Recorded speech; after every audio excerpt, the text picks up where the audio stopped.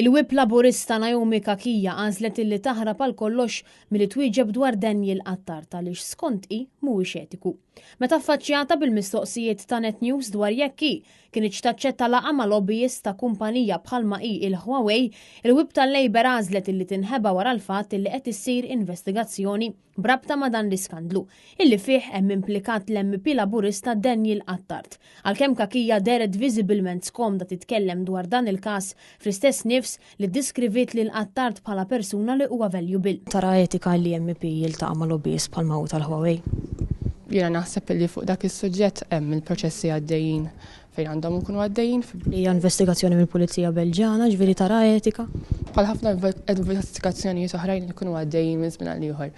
Kieku inti kont tmur tiltaqa' ma'? Ma sibx huwa etiku li nikkommenta fuq dan is-suġġett fil-verità. Għalfejn le Daniel Attard huwa membru tal-Partit Laburista? Daniel Attard huwa membru valuable ħafna tal-Partit Laburista, naħseb li tqamel il-pożizzjoni tiegħu ċara ħafna u issa għandu jħalli l-investigazzjoni għaddejjin. L-MP Laburista Daniel Attard qed jiġi investigat mill-Pulizija Belġjana wara li kellu laqa ma' lobbyist tal-kumpanija Huawei fi Strasburgu. B'Daniel Attard jispiċċa mċappas fil-ġurnali internazzjonali fi skandlu li jinvolvi numru ta' MPs.